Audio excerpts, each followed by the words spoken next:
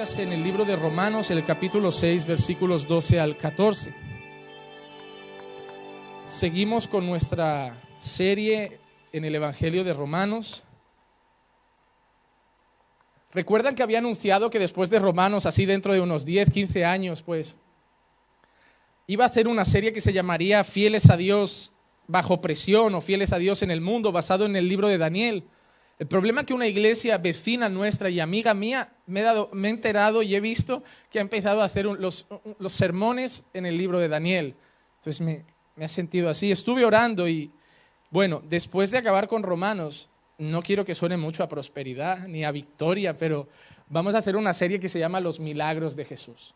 Y vamos a analizar cada milagro que Jesús hizo en ese tiempo. Estuvo aquí, cada milagro que hay registrado en la Biblia. Y van a ver que no va a parecer un culto de estos de victoria, que hay mucho más espiritual y profundo en los milagros que simplemente Dios te va a curar, que la cura era lo último prácticamente que Dios buscaba en esos milagros. A veces analizaremos el convertir el agua en vino, las curas del leproso, la viuda de Naín, varios milagros, la multiplicación de panes y peces. Y tranquilos, que en el día de la multiplicación de panes y peces no voy a hacer un llamado a que traigan muchos panes y peces para que Dios luego les multiplique. No aprovecharé para vaciarles las carteras. Explicaremos realmente bien lo que significó ese milagro y lo que Dios quería enseñar. Amén. Romanos capítulo 6, versículo 12 al 14, dice así la palabra de Dios. Por tanto, no reine el pecado en vuestro cuerpo mortal, para que no obedezcáis sus lujurias, ni presentéis los miembros de vuestro cuerpo al pecado como instrumentos de iniquidad, sino presentaos vosotros mismos a Dios como vivos de entre los muertos y vuestros miembros a Dios como instrumentos de justicia. Porque el pecado no tendrá dominio sobre vosotros, pues no estáis bajo la ley, sino bajo la gracia. Y repito el versículo 14 porque va a ser el centro del sermón de hoy. Porque el pecado no tendrá dominio sobre vosotros, pues no estáis bajo la ley, sino bajo la gracia. Pueden tomar asiento.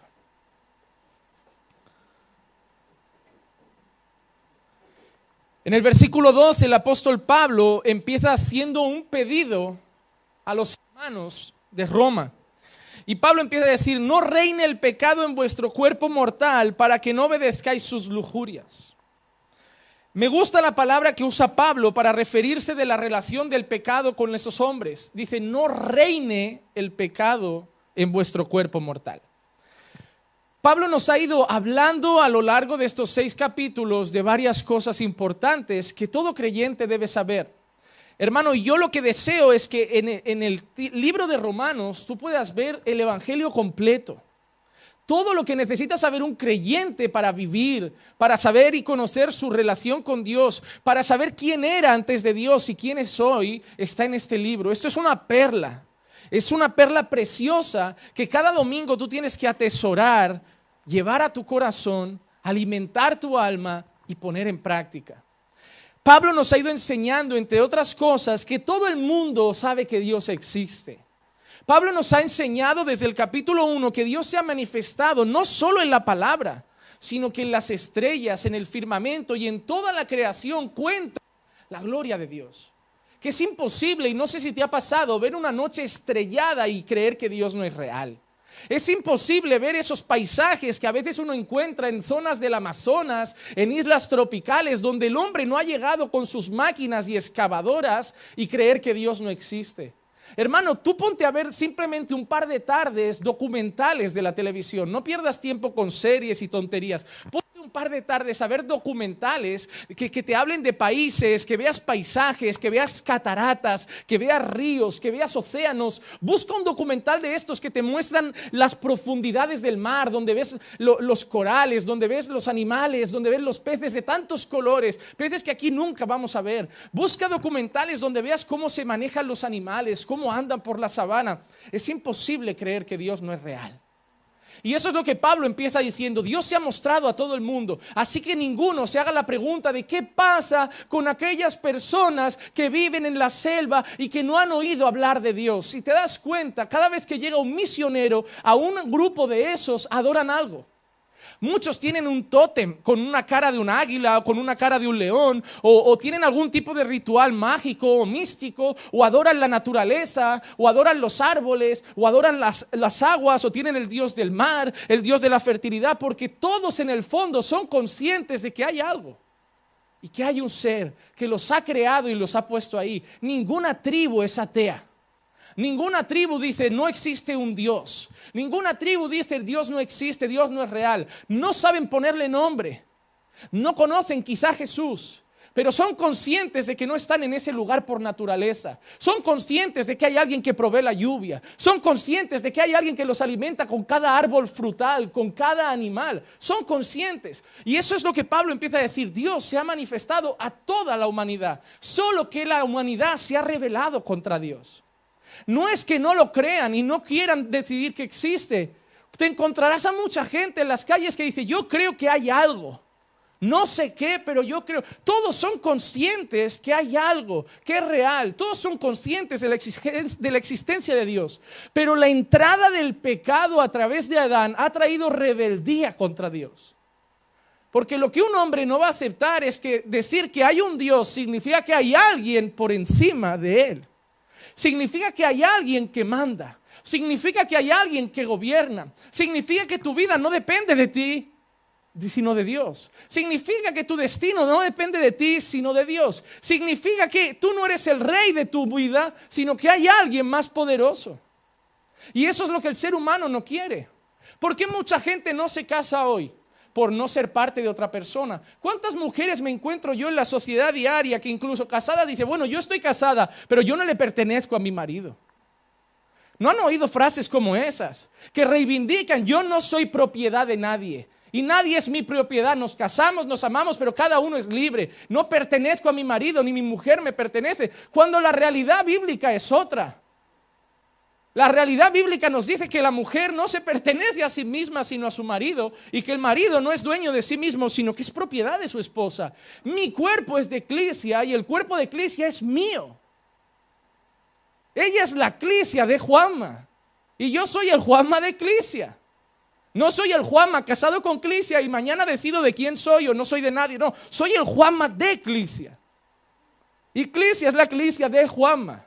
Y mañana me podrá dejar, podrá irse de casa y seguirá siendo la eclesia de Juanma. Porque es mi esposa. Y para Dios hay una relación de propiedad. Pero no es esa propiedad que muchos tienen miedo de decir, de manipular a la otra persona, de mangonear a la otra persona, de hacer la otra persona, de hacer de la otra persona lo que tú quieres. No es esa relación. Es una relación de yo soy tuyo para edificarte, para cuidarte, para servirte. Y tú eres mía para amarme, para bendecir mi vida, orando por mí, cuidando de mis necesidades. Esa es la relación de propiedad que la Biblia nos enseña entre marido y mujer. Pero el ser humano es rebelde porque no quiere tener a nadie por encima. Nadie sueña con ser empleado, todo el mundo sueña con ser jefe. Nadie sueña con servir a alguien, todo el mundo sueña con tener siervos. Nadie sueña con ser el que obedece, todo el mundo sueña con ser el que manda. Nadie llega a la iglesia soñando servir, todos sueñan liderar. Nadie dice, pastor, ¿dónde puedo lavar pies? Todo el mundo quiere el micro. Porque cada vez que alguien dice, pastor, estoy aquí para servir, digo, qué bueno, hermano, póngase. Bueno, pastor, pero ¿qué cargo me va a dar? No hace falta. Todos somos llamados a servir, no necesitamos un cargo. Lo que me doy cuenta es que nadie quiere servir en la calle. ¿Has salido a evangelizar esta semana? No. ¿Has hecho alguna ayuda a alguna persona? No. ¿Has discipulado a alguien, así un amigo, un conocido? ¿Has compartido? No, pero yo quiero servir aquí, pastor. Entonces tú quieres un cargo, tú quieres liderar, tú quieres mandar, tú quieres ser visto. Porque servir no necesita ni estar aquí dentro. Siendo un buen marido ya estás sirviendo a Dios. Siendo una buena esposa ya estás sirviendo a Dios. Atendiendo bien a tus hijos ya estás sirviendo a Dios. Compartiendo el evangelio con un compañero de trabajo ya estás sirviendo a Dios. La pregunta que nos queremos hacer es ¿qué nos motiva a querer servir aquí dentro? Si la motivación es el altar, estamos muy mal encaminados.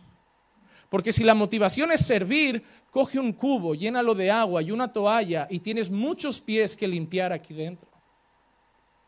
Eso es a lo que nos llamó Jesús. Quien quiera ser el mayor, aquí tiene que ser el más siervo de todos. Pero el hombre en su corazón pecaminoso no quiere estar por debajo de nadie. No quiere estar por debajo de nadie. Pablo entonces nos lleva a entender que todos estamos bajo el pecado. Todos somos rebeldes contra Dios, que no hay uno que busque a Dios, no hay nadie que haga lo bueno, nadie quiere a Dios. Y al final Pablo concluye en Romanos 3:23, todos pecamos y todos estamos destituidos de la gloria de Dios.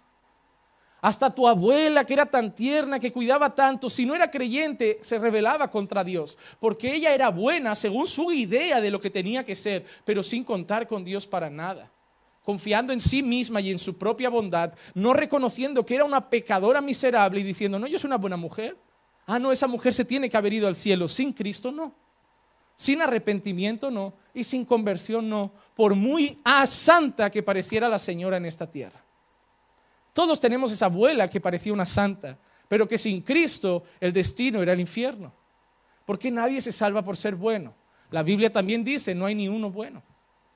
Fue el propio Jesús que ese joven llegó a Jesús y le dijo, maestro bueno, ¿a quién llamas bueno? Jesús dijo, solo hay uno bueno y es Dios. Jesús mismo en esa naturaleza de hombre le estaba diciendo, como hombre no hay nadie bueno, quiero dejártelo claro, solo Dios es bueno. Entonces Pablo empieza a ponernos frente al pecado y nos deja mal, porque nos deja perdidos, nos deja sin esperanza. Entonces, si soy un pecador, si todo lo que hablo son trapos de inmundicia para Dios, si no hay manera de salvarme, ¿cómo voy a heredar el reino de los cielos? Es cuando Pablo entra con la gracia de Dios y dice, primero entiende que eres un miserable y ahora entiende que hay alguien justo, bueno y perfecto que lo ha hecho bien por ti y solo tienes que creer en Él. Solo tienes que creer en Él. Esa es la gran noticia. Jesús vivió tu vida y murió tu muerte para que tú heredes ahora la vida que Él ganó. Algo que no te mereces. Esa es la gran noticia. Por eso somos gratos. Porque yo sé que soy un miserable y que nunca me podría ganar el cielo. Y yo quiero que eso lo tengas claro en tu corazón, hermano. Tú no mereces el cielo. Tú no mereces ser salvo. Te lo han dado por gracia. Es un regalo de Dios. Yo ya lo he explicado aquí. Creer que lo mereces porque no, yo me estoy portando bien, yo obedezco los mandamientos. Hacer eso lo único que muestra es que eres un fariseo, un religioso, y eso te está volviendo soberbio, orgulloso, y probablemente no heredes el reino de los cielos, porque Dios resiste a los soberbios y da gracia a los humildes. ¿Y quién es más humilde que se pone delante de Dios y dice, Señor, si entro en el cielo es por ti, porque yo soy un pecador miserable que nada merezco de un ser tan puro? Pablo empieza a presentar la mayor palabra que ha fundado el cristianismo y es gracia. El cristianismo es la única religión que cree en gracia. Mormones, obras. Testigos de Jehová, obras. Adventistas, obras. Hablan de gracia, pero al final incluyen obras como obligatorio. Católicos, obras. Para un católico, si tu hijo no está bautizado, si no ha hecho la comunión, se va derecho al infierno. Por eso ves a muchos católicos que corren en el último momento a dar la extrema unción, a hacer un bautismo en el hospital rápido, porque ellos creen que hay que seguir un protocolo. Obras. Judíos, obras. Musulmanes, obras. Los budistas, que parecen espirituales, obras. Ellos creen en reencarnación. Ellos creen que depende de lo que te comportes aquí, te toca algo el día de mañana en tu próxima vida. Obras, obras, obras, obras. Creando corazones preocupados, angustiados. Me lo tengo que ganar, lo tengo que conseguir, lo tengo que hacer bien. Si no me voy a perder, viven con miedo. Temen a Dios, pero no temor reverente, temor de miedo. No se van a salvar por amor a Dios, se van a salvar a lo mejor por miedo al destino, al infierno en sus cabezas. Tienen miedo a irse al infierno y por eso quieren obedecer. Y por eso cada vez que pecan dicen, ay, arrepiéntete rápido, que si no, si Jesús viene hoy y acabas de decir una mentira, te vas al infierno. No, perdóname, ni se arrepienten, ni razonan, lo hacen todo por miedo. ¿Cuántas veces no he escuchado a algún pastor que tú cometes un error y dice, hermano, ¿y si Jesús viene ahora? No sé, yo no puedo vivir con ese temor de, ¿y si Jesús me pilla hoy en un mal día? Imagínate que se me cruza un coche por la carretera y se me llena el corazón de rabia por un momento y me viene el pastor al lado. Arrepiéntete, que si Jesús viene ahora y te das y te estrellas, ¿de qué vale haber ido a la iglesia? ¿De qué vale haber creído? Te vas derecho al infierno. Viven con miedo. No, es por gracia. Si Jesús viene ahora, me va a decir, vaya manera de acabar el día. Vaya manera de llegar aquí. Tu última palabra fue pedazo de... ama. Pero venga, entra, porque toda tu confianza no estaba en tus méritos, estaba en mí. Y si hubieras estado vivo un día más, seguramente hubieras ido a la esquina de tu habitación llorando y diciendo, Señor, no quiero seguir siendo así, no quiero fallarte, no quiero hablar de esta manera, no quiero tener ese corazón. Porque el creyente peca, pero es la persona que se siente peor cuando peca. El creyente sufre, se siente sucio, se va a la ducha, se empieza a bañar y dice, no, pero me gustaría bañarme por dentro, me siento un miserable. ¿Por qué le he hablado así a mi esposa? ¿Por qué he hablado mal del hermano? Yo, mira que dije, no voy a quedar con los hermanos para tomar un café. Juanma, no hables de nadie que no esté presente, no hables de nadie que no esté presente. Y me he liado y he acabado otra vez y lo pasa mal. Nos pasa, pero sufrimos. Esa es la vida del creyente. No sufro porque tengo miedo de irme al infierno, sufro porque me voy a ir al cielo y quiero honrar esa salvación. Quiero agradar a Dios en esa salvación que me ha regalado y quiero vivir de una manera agradable a Él. Quiero ser más como Cristo y quiero luchar contra el pecado que me está atacando constantemente.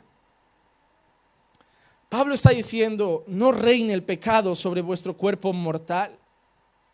Piensen que Pablo ha hablado de gracia, ha hablado de fe, y como leímos al principio, que volveremos a leerlo la semana que viene, no la otra, Pablo empezó preguntando, pero espérenme, que yo hable de gracia no significa que sean libres para hacer lo que les dé la gana. ¿Te acuerdas cuando Pablo dice, pecaremos porque estamos en la gracia? Y él dice, de ningún modo. Si hemos muerto al pecado, ¿cómo vamos todavía a practicarlo? ¿Cómo vamos todavía a estar sumergidos en él? Si ya hemos muerto a ese enemigo y ese villano que es el pecado. Porque hermano, déjame recordarte algo, tu enemigo no es el espíritu de mentira.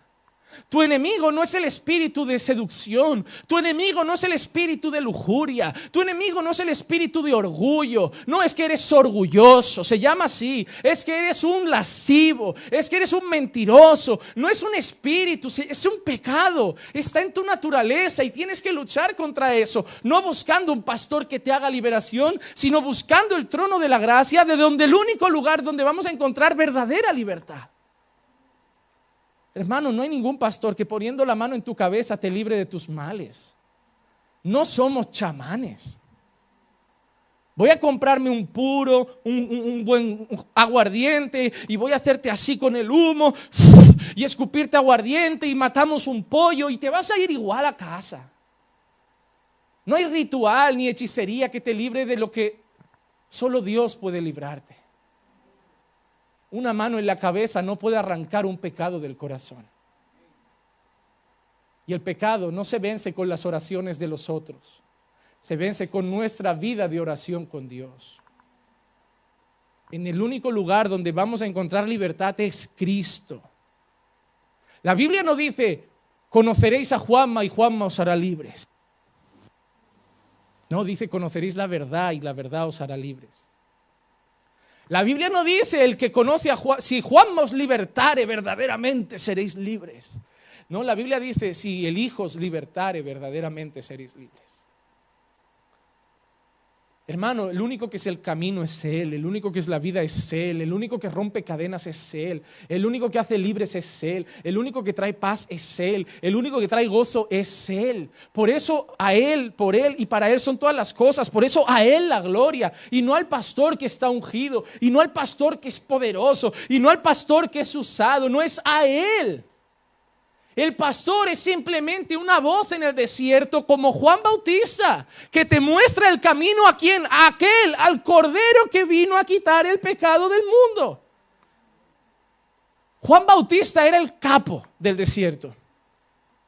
Todo el mundo iba Juan hablaba del Mesías, bautizaba a la gente para arrepentimiento, anunciaba la llegada, pero cuando apareció Jesús a lo lejos, Juan, ¿qué hizo?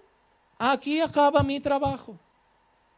Una vez llega Él, nosotros ya salimos del cuadro. Cuando Juan vio a Jesús, La gente miró a Jesús y seguía queriendo a Juan.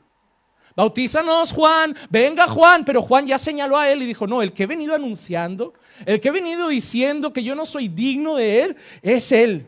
Él es el Cordero de Dios, que quita el pecado del mundo. Ahora él los tiene que bautizar. Ahora él tenéis que buscar. Ahora él tenéis que escuchar. Por eso Juan se sorprendió tanto cuando él llegó y le dijo, Juan, bautízame.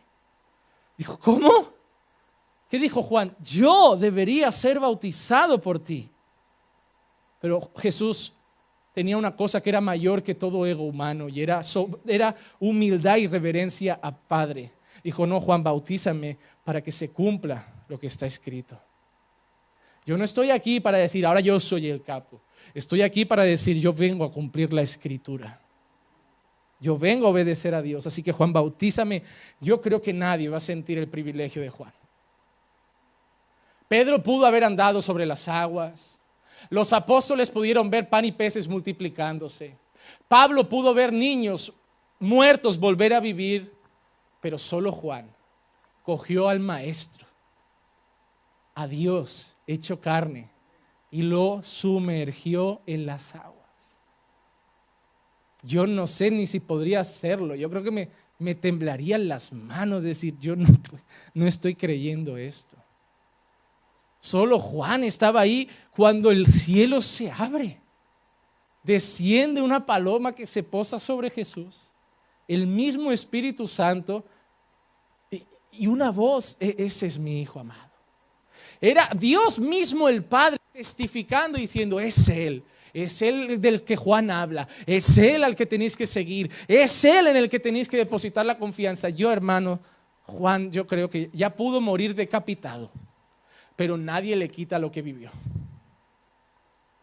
Eso, hermano, es algo que Juan ha tenido una experiencia que nadie más va a tener, que yo hubiera pagado por estar ahí. Pero Juan apunta a Jesús. Y es lo que está haciendo Pablo, apuntar a Jesús. Pero mira lo que Juan dice de Jesús. He ahí el Cordero de Dios que viene a quitar el pecado del mundo. Que no viene a mantener el pecado reinando, sino a quitarle el gobierno al pecado. Mira lo que ha dicho Pablo, que no reine el pecado en vuestro cuerpo. ¿Por qué? Porque Pablo sabe que cuando uno habla de gracia, mucha gente se relaja. ¿Cuántas personas usted le dice, hermano, eso no lo puede hacer usted, eso es pecado? Y ellos te dicen, ya, pero es que ya no estamos en la ley, estamos en la gracia. ¿Cuánta gente le dice, hermano, pero mentir está mal? Ya, pero no estamos en la ley, estamos en la gracia. Hermano, no puede adulterar. Ya, pero no estamos en la ley, estamos en la gracia. Hermano, no puede tener 6 mujeres. Ya, pero no estamos en la ley, estamos en la gracia. ¿Cuánta gente usa esa expresión para decir, yo ahora peco, pero es que la ley ya no está sobre mí? Por eso yo voy a dedicar hoy unos minutos para que entendamos qué significa eso. Porque Pablo lo dice. Porque Pablo no solamente dice, ya no estáis en la ley, ya ahora estáis bajo la gracia. Pablo ha dicho algo antes. Mira el versículo 14 con atención. Y mira lo que ha dicho Pablo, porque el pecado no tendrá dominio sobre vosotros. Coma, pues ya no estáis bajo la ley, sino bajo la gracia.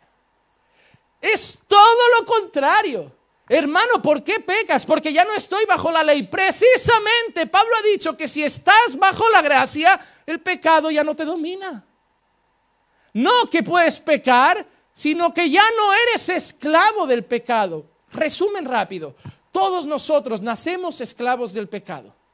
Lo que el ser humano cree que es libertad es una falsa libertad. Él no puede obedecer a Dios. Automáticamente nunca van a hacer del corazón de ningún ser humano levantarse y cumplir la ley de Dios. No puede hacerlo.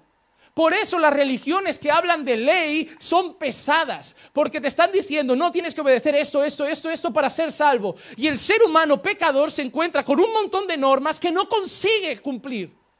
Porque su naturaleza no le deja, porque es esclavo del pecado. ¿Cuántas veces llegan mensajes a mí, a las redes sociales o al teléfono de pastor, no puedo dejar de fornicar, no puedo dejar de mentir, no puedo, pastor, pero yo voy a la iglesia y yo intento y yo lucho, pero no puedo? Y digo, pero deja de intentarlo tú, no lo vas a conseguir.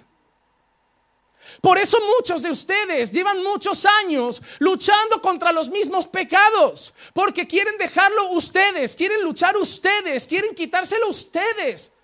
Dejen de confiar en sus fuerzas. No van a cambiar. Ustedes no pueden cambiar su corazón. Ustedes no pueden sacar deseos de su corazón. Ustedes no pueden entrar en su corazón y decir, pero yo quiero ser fiel a mi mujer. No quiero que mis ojos se vayan detrás de otras mujeres. Yo quiero cambiar y yo me lo prometo. Pero ahí pasa una rubia por la calle, pastor, y yo tiemblo, pero al final miro por el rabillo del ojo, pero no quería, pastor.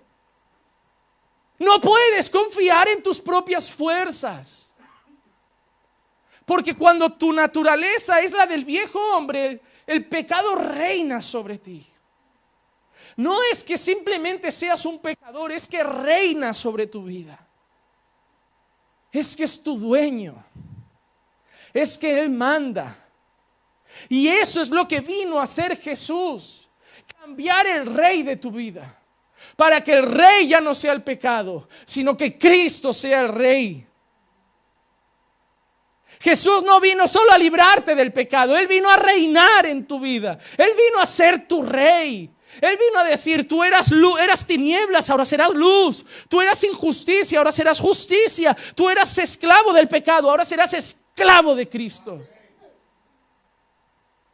Ahora me vas a servir a mí. Ahora ya no va a mandar el pecado en ti. Ahora ya no vas a ser instintivo. Ahora ya no vas a tener esa lucha constante. Él no te va a dominar. Él no te va a esclavizar. Él no va a mandar en ti. Ya no vas a ser como un primate que no puede controlarse. Ahora yo voy a ser tu rey. Y por el poder de mi gracia vas a tener todos los recursos para tener los mismos deseos. Pero decirle a los deseos, ahora no me gobernáis. Ahora Cristo me gobierna y lo voy a obedecer. Ya no soy esclavo.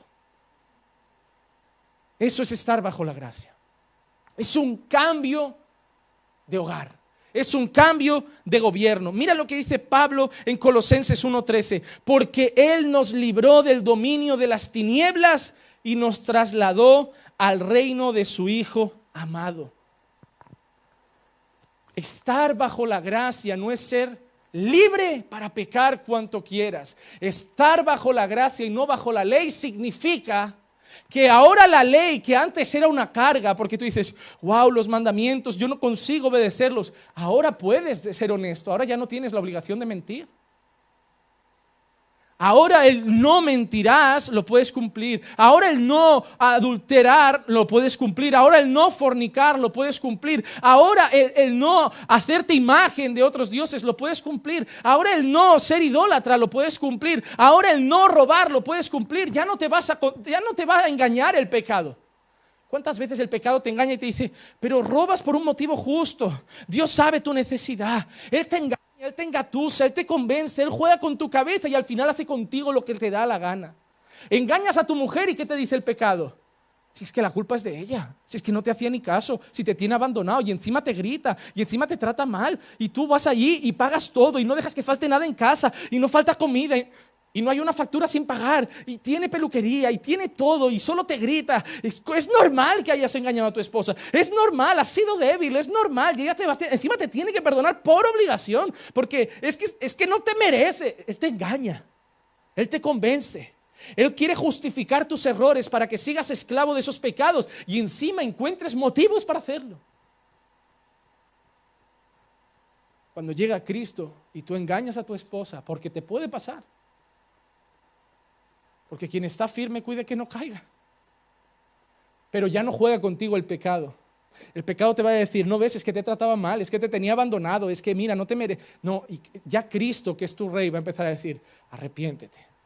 No hay motivo para pecar contra tu mujer. No hay motivo para engañar a tu esposa. No hay motivo para pecar contra mí, porque cuando adulteras pecas contra ella, pero primeramente pecas contra mí. Y vas a los tronos de la gracia, arrepentido a la cruz del Calvario, humillado, y vas casi a besar los pies de tu mujer. No te vas a justificar, la vas a mirar y vas a decir, perdóname, no tenía que haber hecho eso, nada lo justifica. Yo quiero ser tu sacerdote, yo quiero amarte, yo quiero ser tu compañero. Yo te ruego que me perdones de la misma manera que he ido a que Dios me perdone y sé que Él me perdonó, pero también quiero tu perdón. El pecado te esclaviza de tal punto que te encuentras siempre un motivo para hacerlo. ¿No te has dado cuenta la gente que habla mal de los demás que dice? Yo no hablo mal de ellos, yo simplemente digo la verdad. Siempre van a encontrar una frasecita para justificar lo que es pecado. Yo no miento, yo mito la verdad.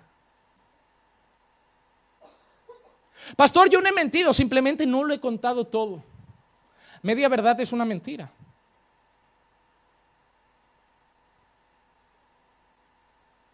Pastor, yo soy honesto. No, eso es pecado. Tú eres orgulloso, tú eres soberbio.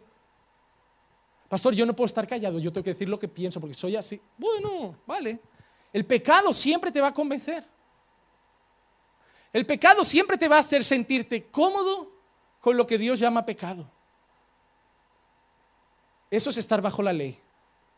Es conocer que hay un montón de normas que cumplir, un montón de leyes. Para agradar a Dios tienes que obedecerlas, porque Dios se complace en tu obediencia, pero eres incapaz de obedecer porque algo que reina en ti llamado pecado siempre te lleva al agujero, al lodo, a que vuelvas a fallar en las mismas cosas. Eso es estar bajo la ley. Estar bajo la gracia es que el reino del pecado que había en tu corazón, donde Él te gobernaba, donde Él mandaba sobre ti, donde tú creías que eras libre, pero eras esclavo del pecado, se acaba y ahora Cristo reina en tu vida. Ahora pasa la rubia y tú haces así con la mano. ¿Qué dijo Job? Mis ojos no van a ver vírgenes. Ahora ya no me domina. Ahora ya no voy a ir al pastor llorando, pastor, no paro de mirar, no paro de ver, no paro de buscar en internet, no paro de ver pornografía. No, pastor, ¿sabe qué? Se me pasan los pensamientos, pastor, pero rápido, flus. Todo pensamiento cautivo a la obediencia en Cristo, pastor. Y yo digo, no, ya no soy así. ¿Quieres el caso más claro? Homosexualidad. ¿Crees que eso también se cura con una oración? Llega una persona que se considera homosexual, el pastor ora libre y mañana ya desea mujeres por un tubo. Eso no va así. Esa persona va a conocer que eso es pecado. Esa persona va a reconocer que es pecado. Esa persona se va a arrepentir, pero esa lucha va a estar siempre. Esa persona se puede llegar hasta casar, pero esa persona sabe que un día, una noche va a tener un sueño que no es bueno. Esa persona sabe que un día a lo mejor va al gimnasio, va a ver algo y va, pero ¿por qué he mirado? ¿Por qué no, quita. Esa lucha va a estar. Porque estar bajo la gracia no significa que nuestra naturaleza ya es celestial. Ya no tenemos todavía un cuerpo glorificado. Todavía tenemos este cuerpo. ¿No fue Pablo el que dijo, maldito de mí, ¿quién me librará de este cuerpo de muerte? El pecado va a seguir en nuestra vida presente, pero para luchar, para querer hacernos caer, pero ya no nos va a dominar. Y esa persona va a decir, no, eso no es de Dios. Puede haber pasado por mi cabeza, pero yo amo a mi esposa, yo amo a mis hijos, yo no soy homosexual, yo soy un hombre. Y esa lucha la va a tener. ¿Cuánta gente llega hacia el pastor y dice, pastor, mire, es que me volvió a venir un pensamiento? Y el pastor que le dice, hay que orar, hermano, sigues atado, tienes cadenas. Se va peor el chico. Se va como diciendo, no, ni Cristo me ha hecho libre, Dios no me ama, esto no tiene cura, yo me voy, esto no tiene solución. Y se van desesperados, corriendo de mano en mano, buscando que un día alguien haga una oración y se levante súper hetero. Es una lucha. ¿Con qué luchará él? Siempre con lo mismo. ¿Con qué lucha el que era un borracho? Con el alcohol. Tiene un mal día, discute con la familia, se va al bar a despejarse, me voy a tomar un café. ¿Ahí qué le dice la vieja mente? Pégate ahí un buen lingotazo. Agarra la botella. ¿Qué te hace el pecado que todavía juega contigo? Tienes la excusa. Tuve un mal día, me gritó la mujer, me han echado del trabajo. Puedes llegar al despacho del pastor borracho y el pastor te va a entender. No, pero ya no te gobierna. Él te tienta, Él te provoca, Él quiere que caigas, pero ya no es tu rey. Ahora Cristo es rey y tú lo miras y dices, no, camarero, póngame un poleo menta, que estoy deprimidísimo.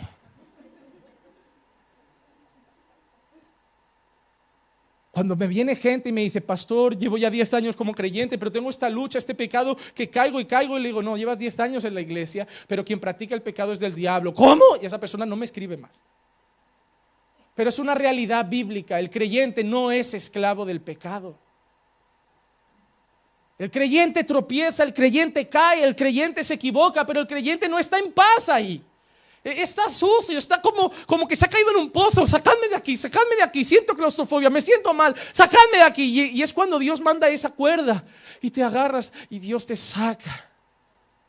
Y vuelves a respirar y te tiras como 3 semanas sintiéndote sucio, que vienes a la iglesia y te sientes un impostor. Ese sentimiento de culpa es tremendo y es maravilloso y no es malo. Y si estás aquí sintiéndote ese miserable impostor, gloria a Dios que estás.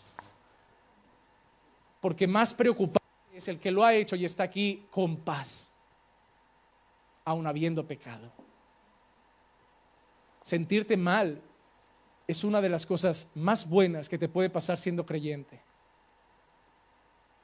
¿Qué determinó que Pedro era un verdadero creyente? Después de negar a Jesús 3 veces, dice la palabra que Pedro lo miró y lloró amargamente. La mayor prueba de que el Espíritu Santo está obrando en nosotros, la mayor prueba de que Dios está obrando en tu corazón, no es que eres perfecto, es que te pones triste cuando fallas. Si tú eres de esos que dicen, pero yo soy así, la culpa es de los otros, yo hablo mal de él porque él habló mal de mí, yo lo critico porque él me criticó, hay siempre uno justifica, pecado, ha hablado mal de él, bueno, pero tú has fornicado, pero tú has mentido, todo el mundo tiene algo, hermano. Dejen la piedra ya en el suelo. En el nombre de Jesús, dejen hoy la piedra en el suelo del juicio y extiendan la mano de Jesús de misericordia. Levanten al caído. ¿Saben por qué? Porque mañana va a ser usted y mañana voy a ser yo. Cuando yo mañana peque, ¿qué van a hacer conmigo? ¿Me van a destituir?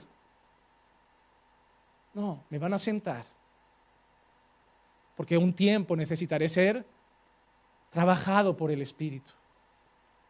Me sentiré un miserable, indigno, y me costará horrores volver a subir. Pero ¿cuál será el trabajo de mi congregación? Pastor, vamos a orar. Tiene que volver ahí, pastor. Tiene que volver ahí, pastor. Ese es su lugar, pastor. Y me van a restaurar y me van a extender la mano. Y un día, después de meses o años, me volverán a poner aquí y dirán, ahora vuelve a casa. Ese es su sitio. Vuelva a darnos palabra. Porque es pastor, pero es humano. Y lo mismo hay que hacer con cada uno de ustedes. Cuando Pablo dice que estamos bajo la gracia y no bajo la ley, es que podemos fallar, pero ya no somos esclavos del pecado. ¿Qué dice el 14? El pecado ya no tendrá dominio sobre vosotros. Hermano, el pecado ya no manda en ti. Y déjame darte una noticia, si manda en ti, no eres creyente.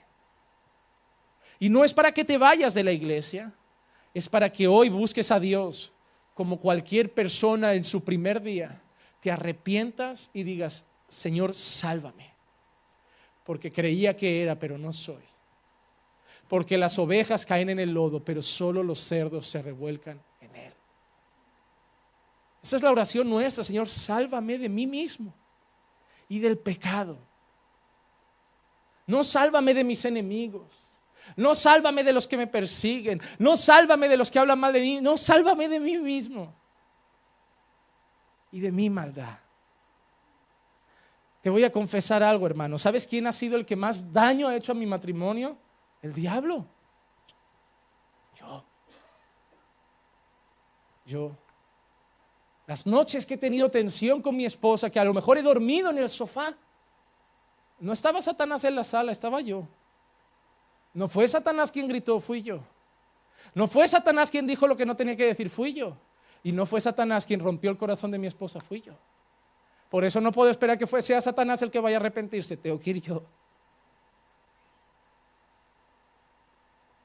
Dejen de creer que sus luchas son contra demonios. Ah, pastor, sí, tenemos lucha, no contra sangre, no contra carne, sino con principados, potestades y huestes. Sí, están ahí, que van a querer hacer tropezar. Pero si es de Cristo, aquel que es de Cristo, el enemigo no lo toca. Ellos no pueden hacer nada. Solo pueden tentarte, provocarte, hacerte caer, comerte a veces incluso la cabeza, pero no gobiernan en tu vida. Tu lucha está con el bicho que llevas dentro. Yo siempre he dicho que todo creyente es como Dr. Jekyll y Mr. Hyde. Somos esa doble naturaleza esquizofrénica perdida que hoy está en paz y mañana alterada. Tenemos una guerra y es contra nosotros. Y por eso te hago el aviso que ha hecho Marcos. Ven a las oraciones, ven a los estudios, ten comunión con la iglesia, porque tienes una guerra muy fuerte contra ti mismo y entre todos se pelea mucho mejor. La gente que dice, no, voy a estar un tiempo, ahora necesito un tiempo solo, yo solo con Dios, esa gente va de mal en peor. La soledad no entra en el plan de Dios. La soledad no cura, la soledad no restaura, mejor son dos que uno. Porque si ese que se quiere restaurar solo cae, ¿quién lo levantará? El Señor, ¿no? Dios ha dicho que mejor dos que uno, porque si uno cae, el otro lo restaura, no que Dios lo restaura. El otro, ¿sabes por qué? Porque Dios usa gente para hacer cosas. ¿Cómo Dios salva a pecadores? Mediante la predicación de la palabra. ¿Y quién lo hace? Su iglesia. ¿Cómo Dios a veces opera en corazones quebrantados? Mediante la oración de un hombre. ¿Cuántas veces no has sentido el consuelo de Dios por el abrazo de un hermano? ¿Cuántas veces no has sentido el ánimo y las palabras de esperanza de parte de Dios, pero que las ha dicho un hermano que tú has dicho, wow, has visto lo que necesitaba oír hoy? Porque Dios opera a través de su pueblo. ¿Cómo Dios te está edificando cada semana sino a través de tus pastores, de tus maestros? Dios usa gente para hacer cosas.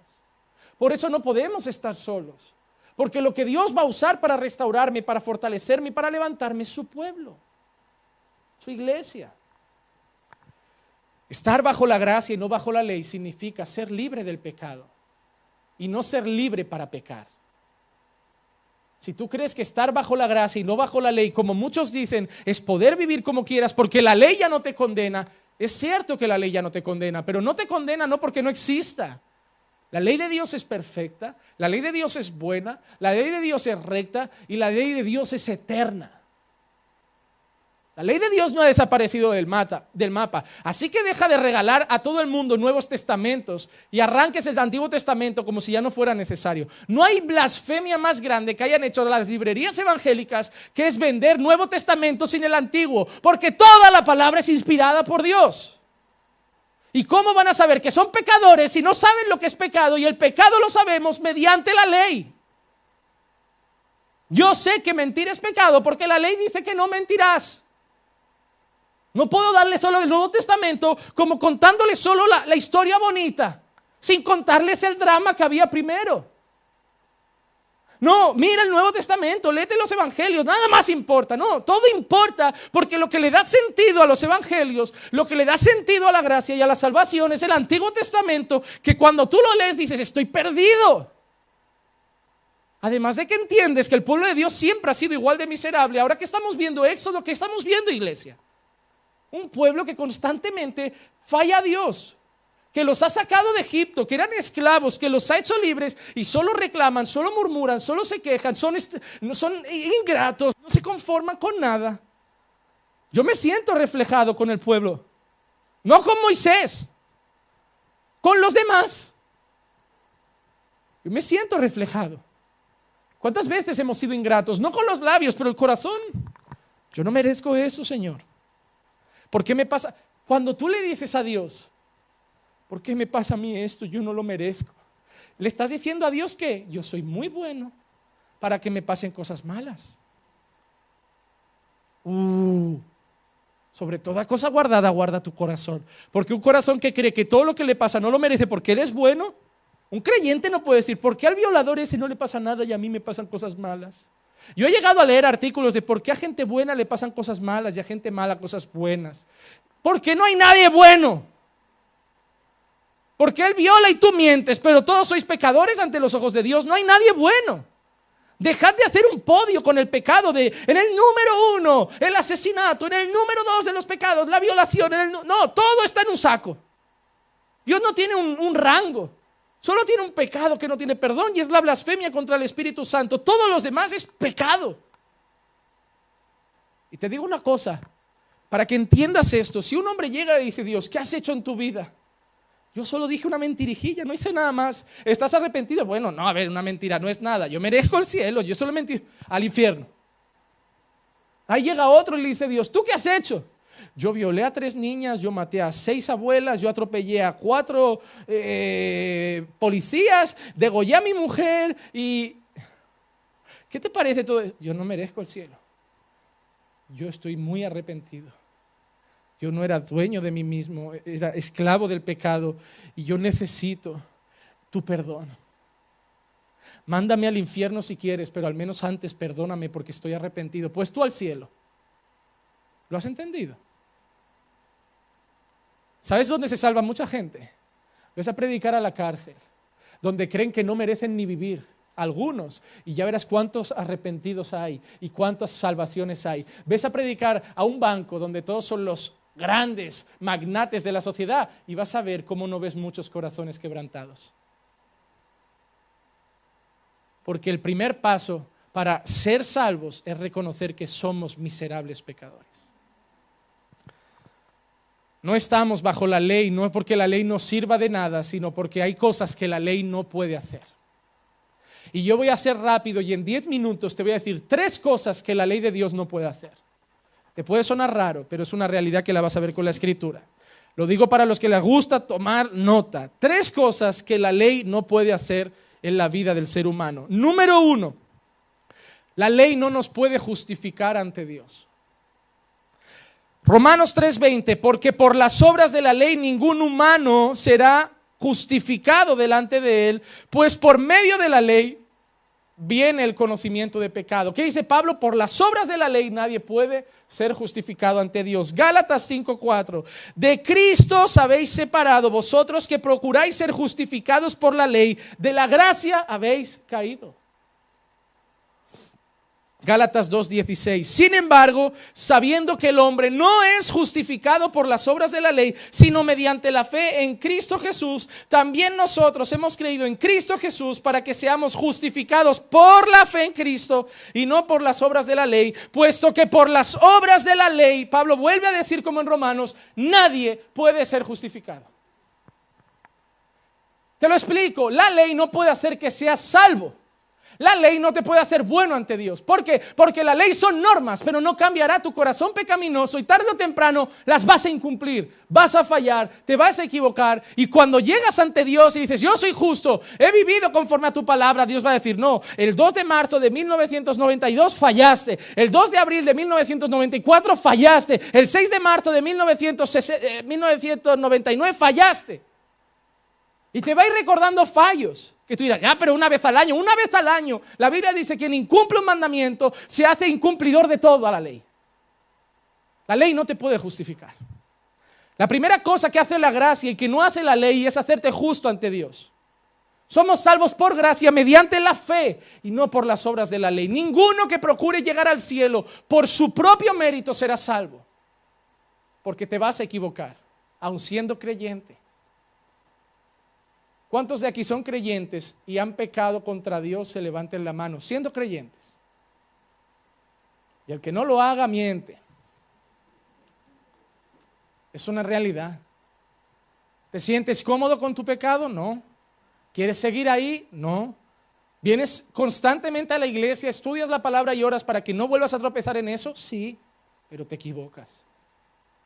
Y no te hablo de atracar un banco, de violar a un niño, de asesinar a Rajoy para ver si mejora el país. No te hablo de esos crímenes.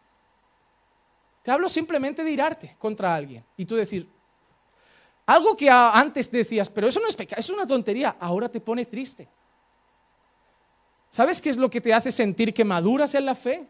Es que cosas que antes tú dirías, vaya tontería, ahora esas pequeñas cosas, tú sabes que ante un Dios tan puro no son pequeñas. A mí me ha pasado preguntarme a alguien de una persona que no está presente y yo decir, ya, pero es que esa persona es así, así. Y yo pensar, yo no he sacado el tema, pero me han preguntado. Pero luego ir en el coche y decir, pero ¿quién eres tú para hablar de alguien que no está presente? Si quieres opinar, ves y habla con él. Pero nunca se habla de alguien que no está. Y comerte la cabeza, y dices, pero por una tontería así, que solo has dicho simplemente que está alejado. No has dicho ni que es un mundano, lo has insultado. Ya, pero no está presente. Y no se habla de quien no puede defenderse. Y si no se habla de quien no puede justificarse. Y no se opina de quien no puede dar su punto de vista. Por eso de los muertos no se habla, porque no se pueden levantar a defenderse. Es la realidad. Entonces, pero vaya tontería, esa tontería a un creyente le ha quitado 2 horas, 2 días de sueño. Le ha quitado la paz por la noche. Y ha provocado que llame incluso al hermano y decir, hermano, no estabas, pero por si te llega, yo comenté esto, yo dije esto, perdóname. Y tú dices, tanto rollo por un... Eso es lo que hace la madurez en la fe. Luego están los otros que dirán, eres un fanático, eso no... Bueno, no creo que a nadie Dios llegue delante de su presencia y Dios lo mire y le diga, Juanma, tomaste el pecado demasiado en serio, te podrías haber relajado un poquito. No creo que pase eso. Pero me imagino que muchos Dios le va a decir, hijo, me parece que tomaste el pecado muy poco en serio. Y eso era señal de que yo no estaba en ti. Segunda cosa que no puede hacer la ley. 1, no nos puede justificar. 2, la ley no nos puede librar del pecado. Romanos 8, 3 y 4 dice, pues lo que la ley no puede hacer, ya que era débil por causa de la carne, Dios lo hizo enviando a su propio Hijo en semejanza de carne de pecado, y como ofrenda por el pecado, condenó el pecado en la carne para que el requisito de la ley se cumpliera en nosotros, que no andamos conforme a la carne. ¿Cómo andamos tú y yo? Conforme al Espíritu. El Espíritu Santo es lo que hace eso, no que ruedes, no que grites, no que saltes, sino que andes conforme a la voluntad de Dios. Romanos 6:14, lo digo porque yo me encuentro a mujeres rodando, gritando, zapateando y luego hablando mal de las hermanas, así que yo no sé lo que es esto. Alguien me dijo, pastor, pero ¿cómo? Le digo, no, espíritu es, yo no sé cuál, pero espíritu es. Espíritu es. Pero si fuera santo, el mismo empoderamiento que se ve aquí estaría en su corazón, en su diario vivir. Es la realidad que yo viví en mi antigua congregación. Romanos 6:14, porque el pecado no tendrá dominio sobre vosotros, porque no estáis bajo la ley, sino bajo la gracia. La ley no te puede librar del pecado. Al contrario, la ley te hace entender que eres pecador. Es lo que decíamos antes, yo voy a cambiar, yo voy a cumplir la ley. No lo consigo, porque sin la gracia de Dios no me puedo librar. Necesitas la gracia, no para pecar, sino para que ya el pecado no te gobierne. Número 1, la ley no puede justificarnos ante Dios. Número 2, la ley no puede librarnos del poder del pecado, que solo la gracia puede hacer. Y número 3, la ley no te va a hacer más perfecto. La ley es perfecta, pero no perfecciona. ¿Recuerdas la palabra de Dios que dice, el que empezó la buena obra en vosotros la perfeccionará? Es por gracia, es una obra de Dios que hace en ti. Tú no, a través de la ley no te... Bueno, quiero ser el mejor marido, voy a cumplir la ley, a ver qué tengo que hacer. La ley no tiene poder para cambiarte. Tú miras la ley que es perfecta y es la gracia de Dios la que te ayudará a cumplirla. Pero la ley en sí no tiene poder para transformar tu vida. Hebreos 7, 18 y 19. Porque ciertamente queda anulado el mandamiento anterior por ser débil e inútil, pues la ley nada hizo perfecto. Cuando tú lees Hebreos, parece que el autor de Hebreos odia la ley. Te lo digo porque habla de cosas como esta: débil, inútil. Pues la ley nada hizo perfecto. Solo decirte que el pueblo que recibió la ley fue un pueblo que pecó constantemente contra ella. De nada les sirvió que Dios le diera las tablas. Y de nada te sirve a ti conocer los mandamientos si por la gracia de Dios no vas a poder cumplirlos. Necesitas la gracia. Y se introduce una mejor esperanza mediante la cual nos acercamos a Dios. Gálatas 3, 2 y 3 dice: esto es lo único que quiero averiguar de vosotros. ¿Recibisteis el Espíritu por la obra de la ley o por el oír con fe? Tan insensatos sois, habiendo comenzado por el Espíritu, vais a terminar ahora por la carne. Eso es lo que me preocupa de mucha gente de la iglesia. Llegan a la iglesia, se sienten miserables por el Espíritu Santo, son salvos, reciben un nuevo corazón y una vez son salvos, cogen la ley y se vuelven fariseos. Decir, bueno, Él me ha salvado, pero ahora depende de mí mantener mi salvación. ¿Cómo? Yo conozco así de gente así. Él me ha salvado, pero ahora yo tengo que cuidar mi salvación porque la Biblia dice, cuidad vuestra salvación con temor y temor. Pero no está diciendo, cuida la que te la quitan. O cuidará que la pierden. No, pastor, ya nadie pierde la salvación, la tiran a la basura. Mira, si tú coges un texto bíblico que dice eso, yo voy a coger otro que dice otra cosa y vamos a hacer un debate y te vas a decir, ¿se contradice la Biblia? No, todo es complementario. Tú dices, pastor, la Biblia dice que tenemos que cuidar la salvación con temor y temblor, y yo te digo, amén. Pero no porque la vayas a perder, porque no sigue diciendo eso. Tú has sido salvo, es el mayor regalo que te han dado, y lo que te está diciendo que por la gracia de Dios, cuídalo. No que te lo vayan a quitar. Toda la Biblia es complementaria, no contradictoria. Tu mente y la mía pueden contradecirse. La palabra de Dios es perfecta. Que tú y yo no la entendamos no nos da derecho a decir, se contradice. No, tú eres tonto y limitado y no la entiendes, pero no se contradice. Es perfecta. Oremos para que Dios nos dé gracia para entender lo que hoy llamamos contradicciones. Y te digo yo que si oras, quien pide sabiduría, Dios la da. Y Dios te va a dar la capacidad de decir, no, pero mira, si uno esto con, todo tiene sentido. Aquí dice que el que persevera hasta el fin, ese será salvo. Claro, me dice que tengo que perseverar, pero también dice aquí que Dios pone el querer como el hacer. Claro, entonces yo persevero, pero no es por mí, sino por Él. Entonces, claro, es Él y no yo. Y empiezas a entender todo. Dices, no se contradice. No es que me mande dos cosas, es que todo está unida. La Biblia es un puzzle. Y solo por la gracia de Dios vas a conseguir montarlo. Llévate este mensaje hoy a casa.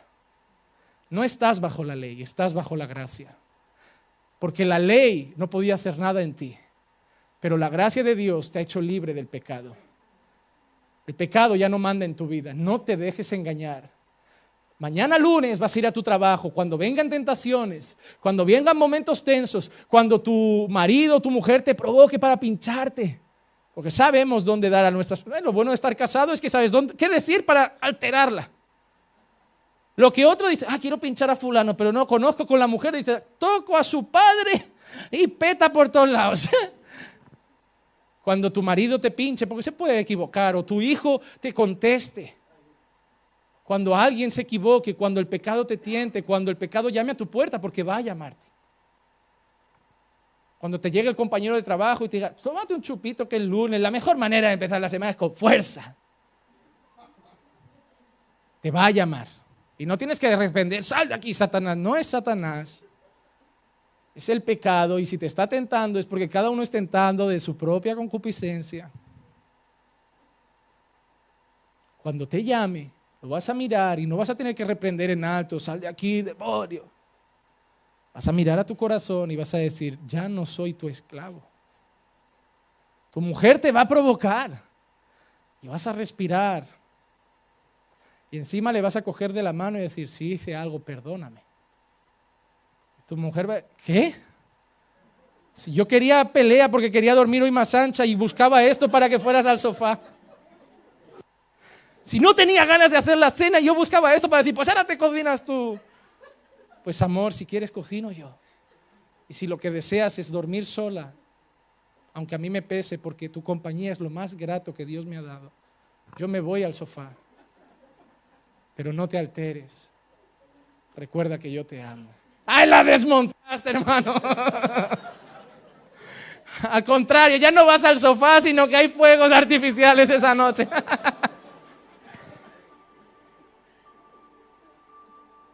Ya no te domina el impulso, el carácter. Ya no vas a venir al pastor y decir, pastor, tengo mal carácter. No vas a decir, pastor, Dios me ha hecho libre. Ya no estoy bajo la ley, pastor. Ya no son solo normas que no puedo cumplir. Ahora la gracia me da el poder para poder obedecer. Es decir, pincharme lo que queráis. Pero el gozo y la paz que tengo en Cristo no me la vais a quitar. Pero pastor, haga el mal con bien. Pero pastor, me maldicen, bendícelos. Pero pastor, hablan mal de mí, ora por ellos. Pero pastor, me odian, entonces me voy tú ámalos. Pastor, pero voy y no me saludan, ves tú y abrázalo con fuerza. Dejad la piedra que reine la mente, que donde abundó el pecado, sobreabundó la gracia, y el amor cubre multitud de pecados, hermano. Estar en la gracia es que ya no me voy a pelear con mis hermanos, ya no me voy a pelear con mi marido, no me voy a pelear con el mundo, la sociedad, no voy a usar las redes sociales para hablar de política, de fútbol, de tonterías. Es que voy a ser íntegro, voy a vivir conforme a la voluntad de Dios, porque la gracia me da el poder y la capacidad de ser como Cristo en esta tierra, y estar bajo la gracia me permite levantar mis manos y decir, yo ahora soy luz y sal para este mundo.